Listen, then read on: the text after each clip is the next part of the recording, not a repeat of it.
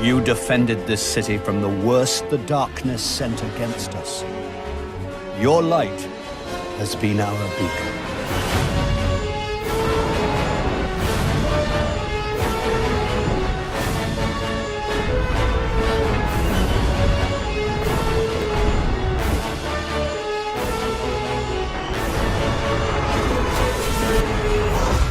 We thank you, Guardian, and we will never forget. Hello, and welcome to the second in a series of 3 live streams about Age of Triumph. This will be the final live event as part of your Destiny 1 adventure. I'm Deej. I will be your host for the next hour, and today we will be talking to 2 of the designers at Bungie that have helped to bring this event to life, to make this celebration happen, and we're going to be talking to them about some of the different weekly rituals that will make a week in the life of your Guardian more rewarding, more action-packed, and maybe even add a little bit more mayhem to that experience, right? Exactly. So today we're going to be talking to Tim Williams. Hi, Twitch. As well as Joe Sifferman. Hello. So gentlemen, before we delve into the details, and we've got a lot to cover today, I want to introduce you to our audience, give them a sense for why we brought you onto the couch and why you're going to be talking to us about the things that you've created for the players of Destiny to enjoy. So Tim, Yes. I'm going to start with you. Welcome back. Thank you.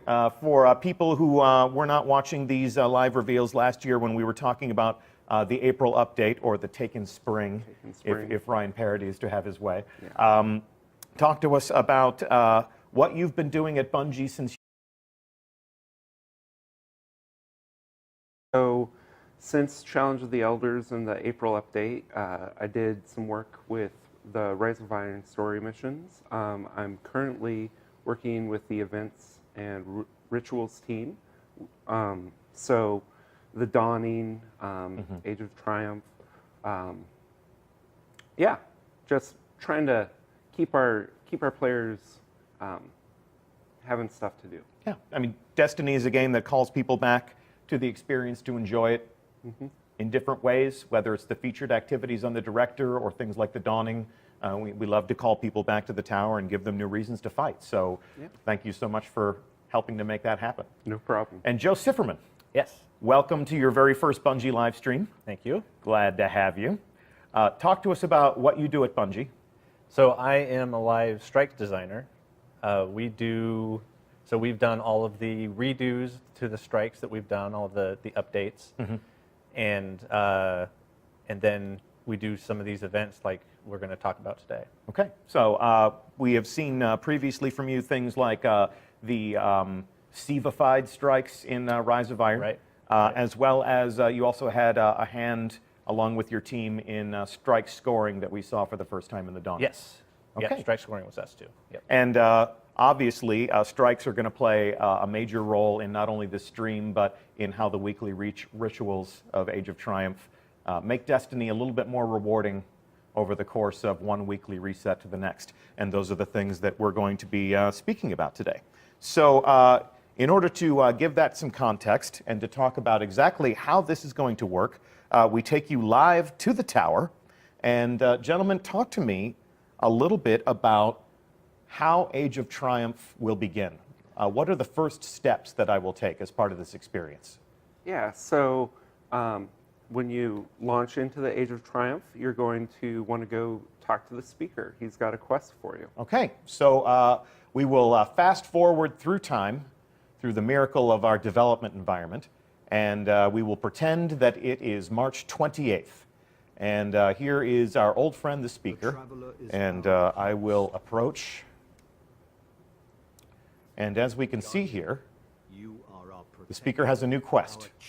Complete story missions in the featured weekly story playlist. That sounds new. Yeah. Guardian, you are our protector, our champion, our legend. I have faith that you will turn the tide that rises against humanity. So I'm going to accept this quest and destroy the darkness. Step 1 of this quest, destroy the darkness. How many steps can we expect to enjoy as part of this quest?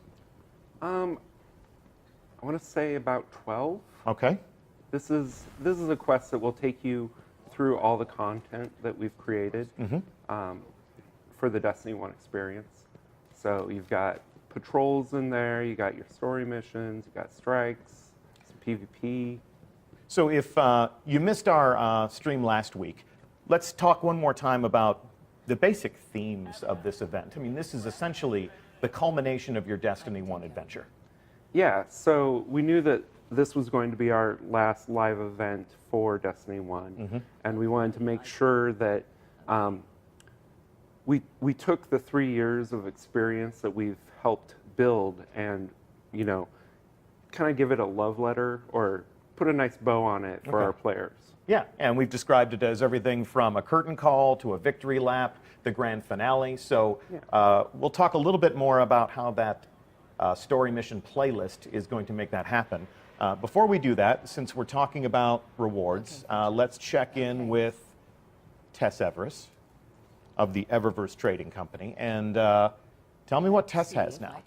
So for this release, we have the Treasure of Ages. Okay, it's a new box. Yes. And in essence, all up, what do I expect to find in this box? So in this box, we've actually put everything that the live team has released. So, you know, if you have collections out there that you haven't filled up, like this is a great way to get those things. Yeah. Titan armor only. No. No, we're borrowing Joe Blackburn's Titan that we imported last week. So essentially, all of the armor and all of the different things that Eververse Trading has had as a component of these previous events, things like the Spectre armor, things like the Desolate Taken armor. So you've created essentially a box that enables me to capture any of the missing items that I might have been coveting over all of these different events. Yes. So that's in all of these different categories: Sparrow Racing emblems, different types of emotes, and the list goes on. If you never got that Ghost, this just could be your opportunity to add that to your collection, to put it in your kiosk. Different masks from Festival of the Lost. I mean, this is just everything all up. Ships, horns, sparrow horns, different sparrows. And then we've also got, what are these? So that's Days of Iron ornament. So you're going to get one item from each of the categories on the left and middle. And then we've also got some of the different consumables that have made these events a little more interactive, a little bit more fun, as well as the chroma that we introduced last April. Yeah. Okay. And then on the right, we have some possible new items. New items. So this is a new suit of Age of Triumph armor. And as much as people want me to show this armor, that's the theme for next week. So we're going to bring in Ian McIntosh and Josh Hamrick to talk about all the different ways you'll be able to decorate your Guardian, as well as how some of these sandbox items are going to change up the way that we fight. New shaders, and of course, new ships. Yeah. Got to travel in style. So what would you say to somebody that says, you know, that's all well and good, but there's very specific things that I want, and these boxes don't always give me exactly what I'm looking for. If I have a very specific ornament that I've been craving, how do I go about getting those things? Yeah, so you know, you use the box, you get some silver dust. Yeah. Break down an item I don't want, and I get silver dust. Exactly. Okay. So we have updated the silver dust kiosk. Have a nice day. Okay. So we'll come over here. Access the Silver Dust store and check that out. First thing to call out, this is a much bigger place now. We have 5 different collections up here. And I have engrams that cover different types of categories of rewards.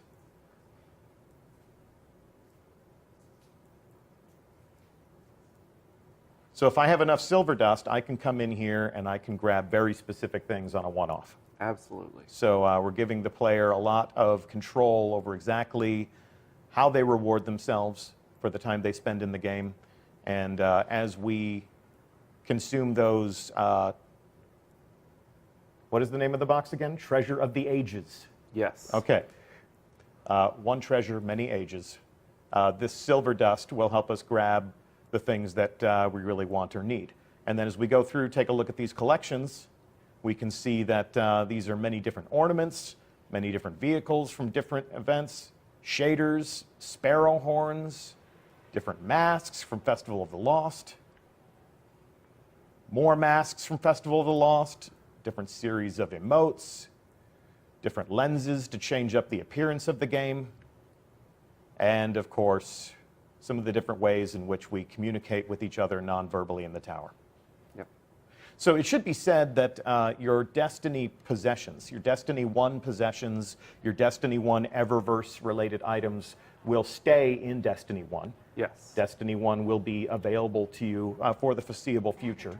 But if you're maintaining a balance of silver in Destiny, this box, this final Eververse offering in Destiny 1 is going to be the last thing that we'll have for you to buy. So if you're maintaining a balance of silver in Destiny, help yourself to those boxes. It'll be an opportunity to claim something that might have eluded you and put that thing in your kiosk. There is a collections page in the Age of Triumph record book. Yeah. And that could be a great way for somebody to get the final things that they need to be complete. Still walk Absolutely. Okay. So let's come here and check in with Shax now. Talk to me about how the champion of our Crucible is operating differently in Age of Triumph. So the first thing you'll notice is his available bounties. There are now 2 weekly Okay. bounties, and they are for 6v6 mode game types. Gotcha. Okay. And then coming down here, I also see that this new Arena Engram, if I'm holding Silver Dust and I have Crucible rank 3, I'll be able to obtain a Crucible armor piece. Yeah.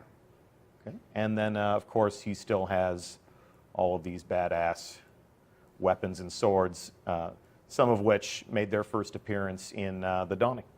Yeah. All right, cool. So that is all up a summary of the offerings in the tower and some of the things that you'll want to take a look at before you begin your Age of Triumph adventure. And with that done, we're going to return to orbit. So Destiny has always been a game of special occasions. Things like Trials of Osiris and Iron Banner come to mind as reasons why players have come back to play the game again and again, over weeks, over months. But one of the frequent pieces of feedback that we get with our Crucible programming is that people want different reasons to play PvE content. Give me new reasons to come back and fight the enemies of the darkness. And if we take a look at our director, we've always had these featured activities down in the lower left-hand corner. Yeah, so this is your go-to spot when you log in on any given week. So if you've finished all of your different story missions, if you've gone to these destinations and you've completed your missions, this is essentially an expression of the Destiny endgame. And last week we covered the weekly featured raid activity. Yep. And just to summarize, if you missed it, all of the raids that you will find in Destiny are being brought back up for an appropriate challenge for a Guardian at their maximum potential. So all of the raids will be playable at 390 light. They'll all have new armor ornaments. They'll all have challenge modes. And once a week, you'll have an opportunity to jump into one of these raids and play them at 390 to experience all of the challenge modes at the same time and earn back some of that sweet gear that may have defined your Guardian in the first or second years of Destiny. We have new ornaments for you to earn, and that will be part of the loot table. Yep. But Tim, talk to us about what else you've done to make the week more rewarding. Yeah, so one of the things we wanted to do is make sure that there's endgame for everybody. Sometimes you don't have 5 Guardian friends online. So we did bring up the Challenge of Elders. Okay. It is the one that you're used to at the lower light level, but we've added legendary marks for your first 3 completions. It's still as rewarding has the lower level one. It's actually more rewarding. The investment team has been generous as frickin' heck, I think. Generous as frickin' heck. Yeah, for our family-friendly stream. Yes. We won't quote the inside baseball developer terminology verbatim, but yeah, we want to make Age of Triumph more generous, and the fact that we have a challenge of elders that we can play, you can play it all week long. Yep. But 3 times during that week, it's going to give you 10 legendary marks for a grand total of 30 that you can earn over the course of that week. And then on the weekly reset, on that fateful Tuesday early morning Pacific time, everything resets. Yeah, and you're still going to have the ticket from Varix that will give you the rewards. Yep. And we do still have the older version in the Reef node. So we're not removing anything to get you to this level. Yeah, we're just adding on to your options. And I get 1 legendary engram for doing this every week, or do I get 1 legendary engram every single time I play it? I believe the legendary engram is the first time, but it's still generous every time you complete it. Okay, so but we're guaranteed a legendary engram if we play this once a week. Yeah. Okay, very good. And then let's move over here to that old weekly favorite, the weekly Nightfall Strike. This is very hard, but not as hard as a raid, at least not numerically. So, Joe, talk to us about how the Nightfall is about to change. We can call out immediately that it's not a 390 activity, it's a 380 activity. Right. So I think kind of the biggest thing that is different about the Nightfall Strikes is we have a new modifier that we're calling Daybreak. Mm-hmm. The Daybreak modifier takes in all of the epic modifiers, so it increases the difficulty of all the combatants. And it also increases the rate of your recharge for all of your abilities, so your grenades, your melee, and your supers. Yeah, the Guardian's expression of power recharges much more quickly. We're essentially borrowing from the PvP, from the Crucible experience, that mayhem experience. Yes. Yep. Okay. And then we have unknown rewards. Unknown rewards are unknown. But essentially, we should expect to earn from a Nightfall Strike what we have earned from a Nightfall Strike. Yeah, nothing's changing there. And then we have the Skeleton Key.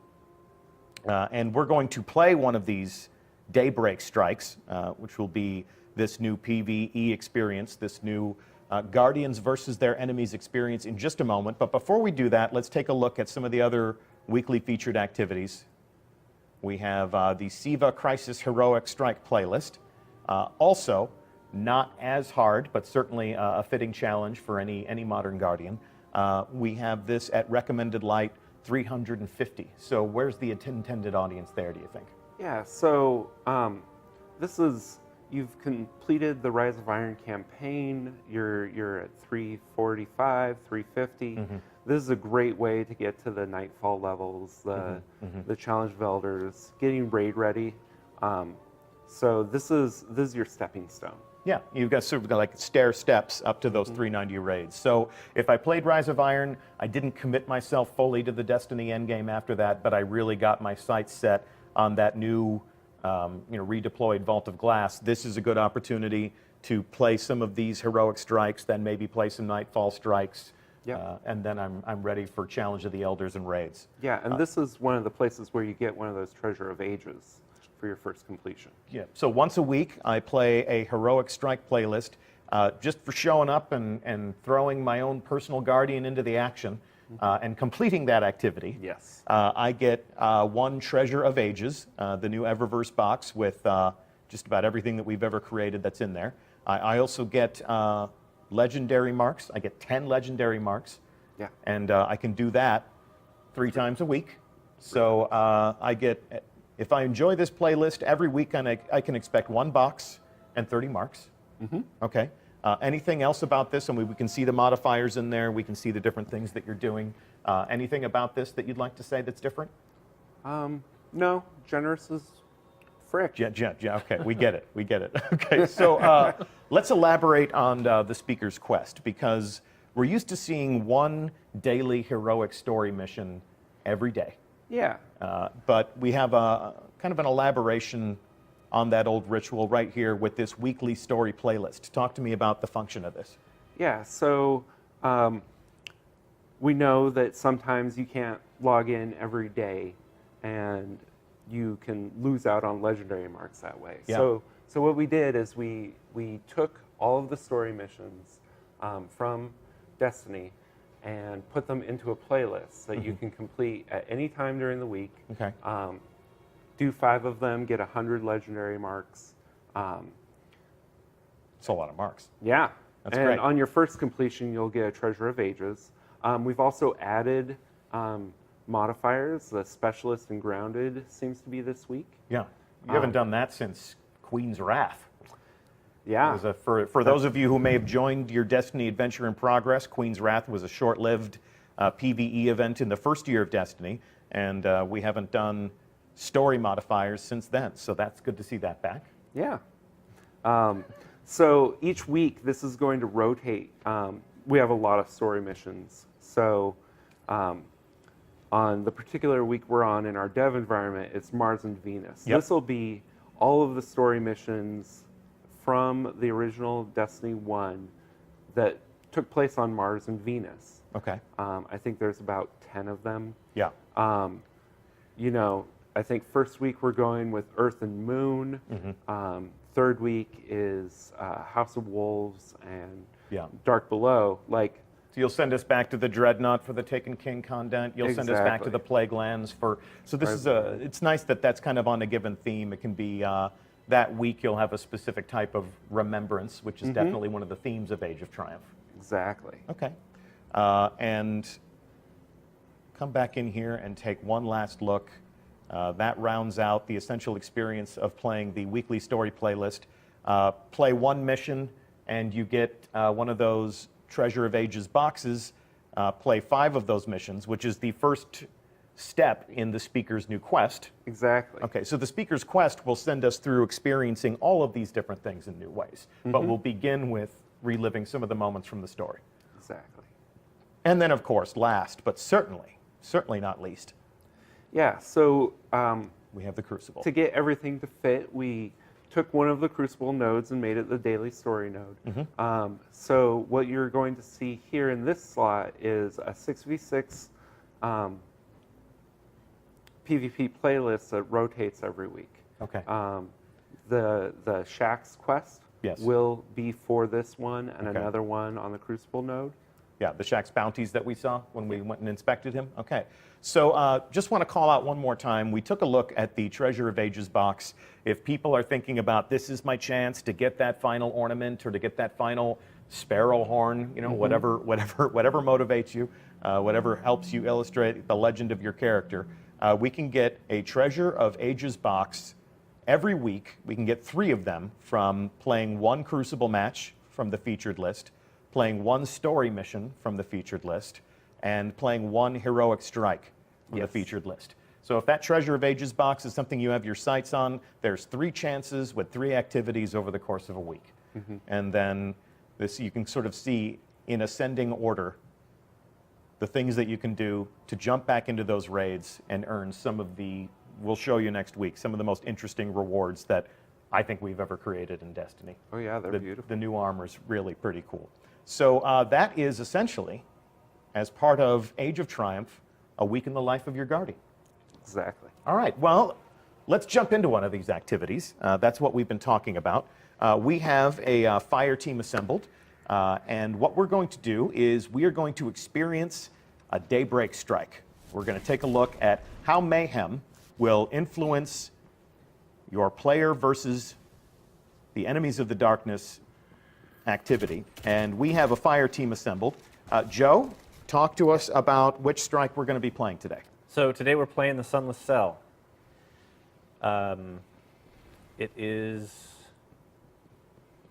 yeah, so the modifiers I think are Berserk, Airborne, Arcburn, and I don't remember the other one. Okay. Well, Brawler.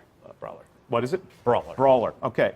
So our Guardians, they already have their super ready. They were waiting for their chance to be on the show. Just at a glance, I can see in the lower left-hand corner that You still have the new timer there. Yes, strike scoring is still going on. And if you're a Guardian who has always wanted to complete a strike within 30 minutes to receive that accolade, having maximum supers, having maximum Guardian abilities could be a great way to quite literally burn through this activity. Yeah, it's definitely gives you a bit of an advantage. So talk to us about the inspiration of this. You've essentially taken the Mayhem super recharge modifier from the Crucible and applied it to strikes. Is this something that you wanted to do for a long time, or did it feel like it fit the themes of Age of Triumph? We really felt it fit the themes of the Age of Triumph, kind of a celebration of light and the player's power, and the projection of that power into the game. So this is, for many players, likely to be our last hurrah with some of these strikes. Yeah. So why not just turn them into an ultimate badass and let them go in there and hurl their light in every single direction? Yes, exactly. Yeah. Okay. Is there anything else that you felt like you needed to change in order to compensate for that? Have you made the bad guys a little bit badder? No, everything is still the same as a normal Nightfall strike. We have, like I said, we have the epic modifier for the combatants, and then all the other modifiers that come along with Nightfall. You just have more power. And is that recharge rate going to be something that we'll benefit from in every space of the game if we're on the strike? It will not. You will not get it in the public spaces, but every private space you'll have it. So you can't just sit in a public bubble and blast all of the guys that keep on spawning. Okay. All right. So no super farming in a public space. Duly noted. So we're watching our Guardians play here. They've all chosen their characters. We have a Hunter, we have a Titan, we have a Warlock. Talk to me a little bit about some of your favorite subclasses to use in a Daybreak strike. Let's swap some notes here, just on a personal level. Like which characters do you like to play now that it's super energy all over the place in the constructs of a strike? I enjoy playing a Warlock and the Stormcaller. You just have such an immense room clearing capability with that character. It's pretty fun. How about you, Tim? Well, I like the Stormcaller as well. Okay. I'm a Warlock main. Okay.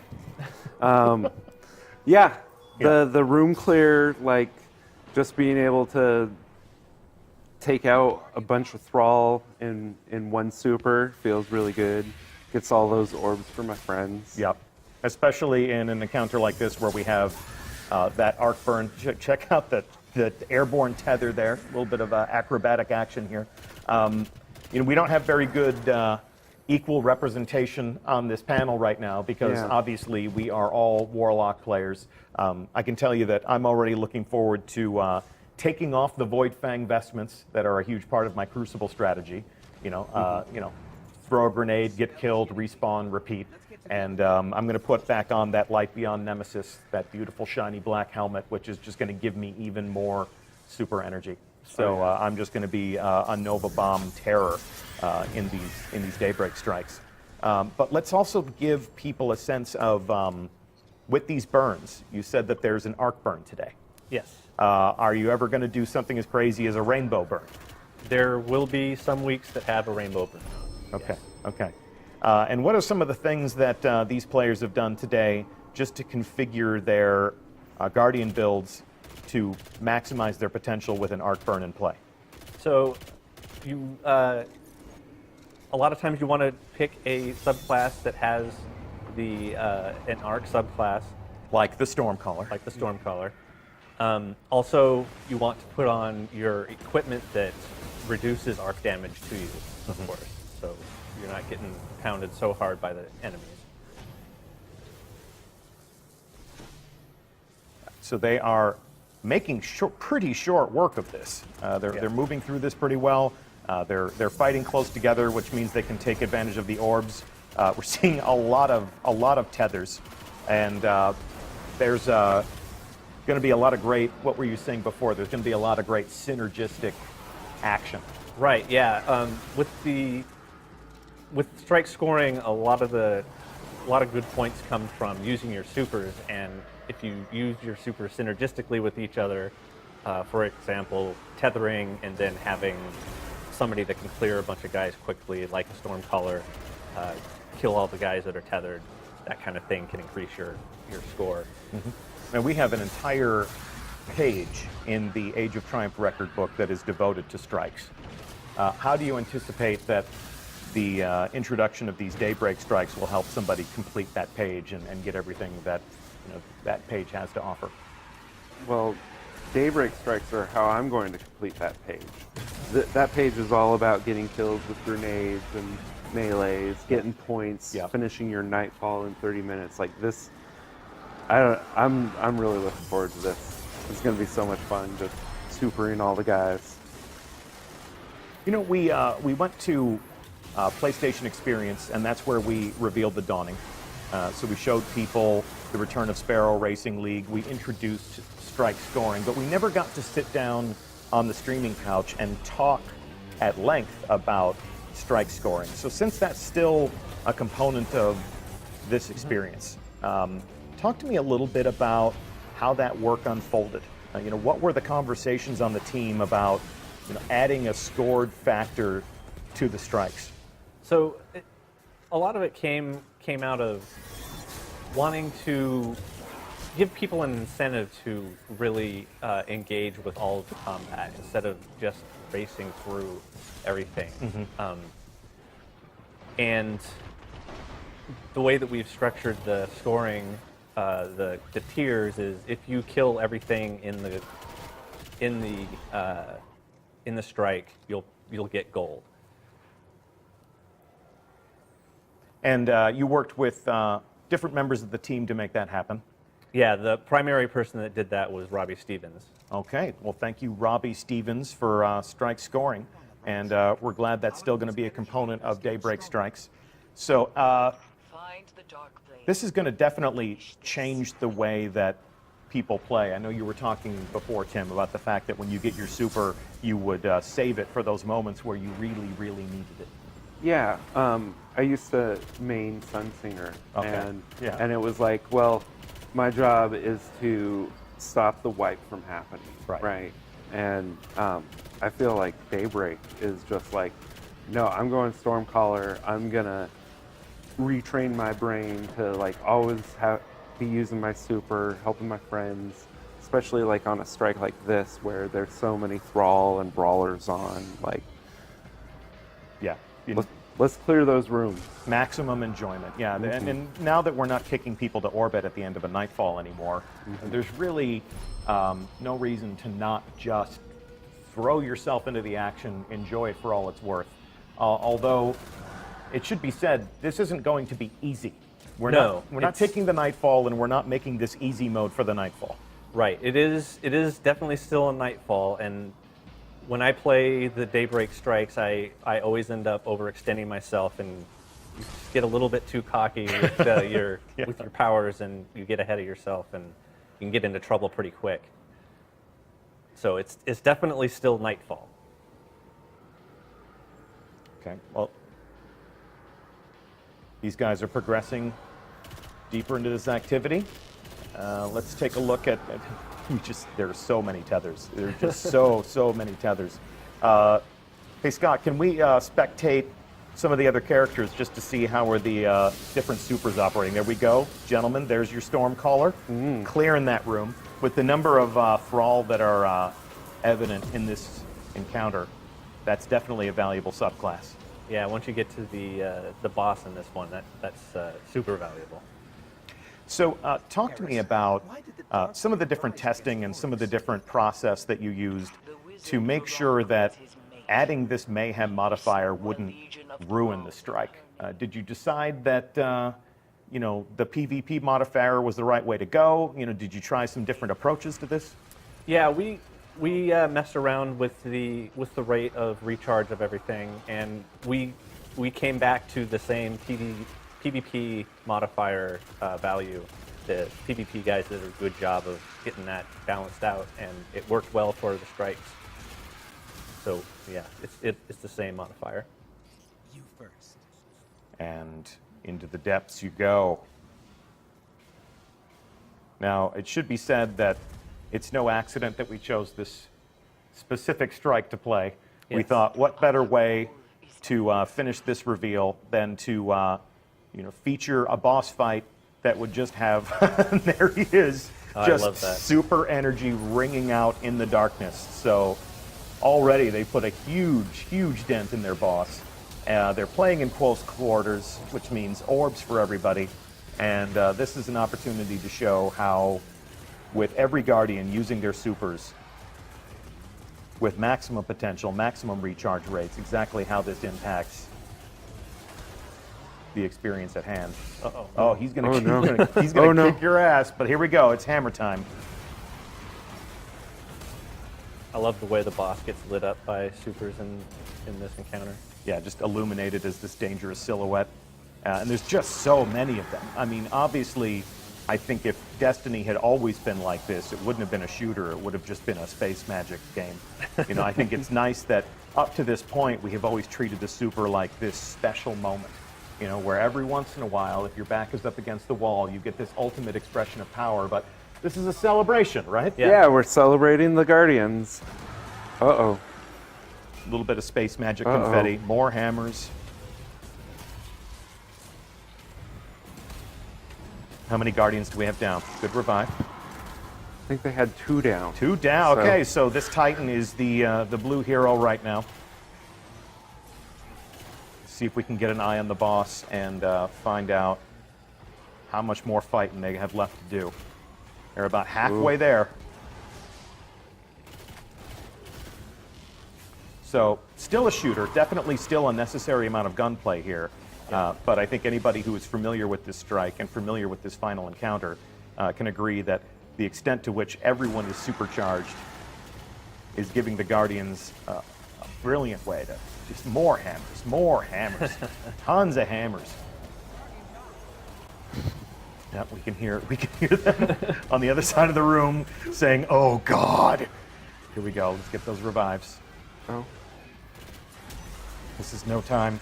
This is no time to die. And with Arc Burn, with all those Thrall, it's Yep. They need that Stormcaller to do that work. Well, it's More hammers. And it's Brawler this week as well, right? yes. Yeah. Almost there. Going toe to toe with Arc Burn on Thrall probably not a great strategy though. No. Let's put this boss to bed. You guys are so close. Can the Stormcaller finish the fight? Nope, it's doing some crowd control.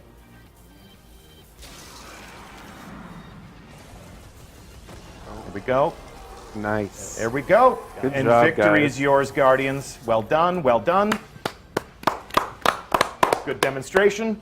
Good live fire exercise. Thank you so much. We're going to send that fire team back to the tower for one final piece of business. But before we do that, let's talk one more time about Nightfall rewards. It has been at different times throughout our Destiny adventure a different experience. Sometimes the Nightfall has been the only way you could rank up your character. Sometimes the Nightfall has been more rewarding than other times. Have you made any essential changes to that?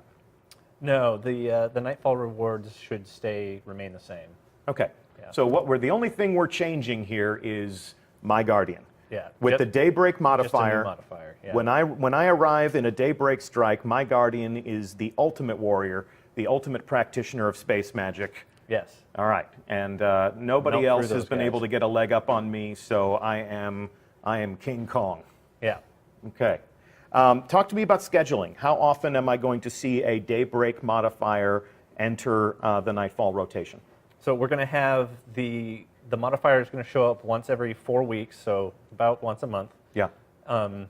And yeah, we're going to start off with the Daybreak on March 28th. So March 28th, the first Nightfall strike that we see as part of Age of Triumph will have that Daybreak modifier, and then I get it once a month after that. Now, we've both said this is going to be our favorite way to play the Nightfall. What if I want more than that? Well, we're going to have a period starting on the week of July 18th, where we're going to have through the month of August 6 weeks of Daybreak strikes. Okay. So it'll be a nice block of supers. Yeah, absolutely. Thank you. So here we are back in the tower, and what's the first thing that we can observe here, Joe? Blue flames are back. The blue flames are back, and the Nightfall buff has returned. So help yourself to a triumphant slow walk. Let these titans over here just see how badass you are, Guardians. You got the blue flames, you got the weekly buff of XP. You know, we've talked throughout the course of this stream about the fact that what we're trying to do is to make every week a little bit more rewarding. Yeah. And what better way than to bring the Nightfall back? Exactly. It gives you that nice thing on Tuesday night. Hey, let's gather up. Let's get our blue flames so that we get that nice XP boost for the rest of the week. Yeah, okay. And then for the rest of the week, we could be enjoying 390 raids. We could be enjoying 390 Challenge of Elders. We could be enjoying 350 heroic strikes. There's going to be plenty of ways to fill up that Age of Triumph record book, to get those ornaments, to fill up your collection kiosks, and one more time illustrate the legend of your Guardian and decorate yourself as the ultimate warrior. Absolutely. In defense of the city. Yeah. All right. Well, cool. That is, in a nutshell, what we wanted to show you this week. Age of Triumph will make Destiny a more rewarding game from one weekly reset to the next. Next week, what we're going to be talking about is all of the gear that we haven't showed you. We're going to show you some of the new ornaments that are in your Treasure of Ages box. We're going to show you some of the new ornaments that you can earn by being a master raider and going in and playing these new raids with the new 390 raids with the new challenge modes. And we're also going to talk about how the reintroduction of some of these legendary items, some of these iconic raid weapons that have defined the player experience throughout different phases of the adventure, are going to impact that sandbox one more time. So we'll show you how your Guardian is going to look different. We're going to show you how your Guardian is going to fight different. It should be an interesting conversation about character customization and combat all up. So on the hot seat next week will be Ian McIntosh and Josh Hamrick to talk about all of those things.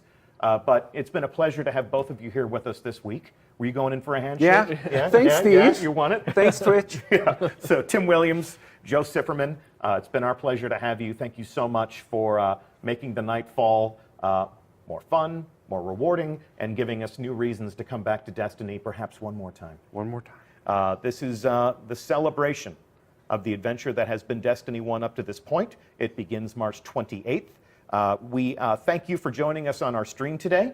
There are many of our community leaders and content creators who have been hosting this show as part of the Destiny directory, and odds have it that they're going to be streaming some of their own gameplay starting right about now. So stay here in the Destiny directory. Go check in with some of the different people who are going to be playing the game as it is right now, this pre-Age of Triumph phase of Destiny that we're still enjoying. And that's one of the great things about this platform, is the ability to go in and have some real-time conversation about what you just saw and, hear what they have to think. So we are going to end our show a little bit early, but we have one more stream where we'll be showing you all of the awesome rewards that you'll be able to chase through these activities. Yeah. That's all we have for you today. I'm Deej. It's been my pleasure to host you as always. I hope that you'll join us back here next week for the final reveal stream that we'll have before the launch of Age of Triumph on March 28th. March 28th is the day when this new age of triumph and remembrance begins. Before we leave you today, let's check out this cinematic that we showed last week just one more time. From the day your ghost woke you, your light has been our beacon. You defended this city from the worst the darkness sent against us. Atheon, Crota, Oryx, Axis. When you are called on, you will do it again.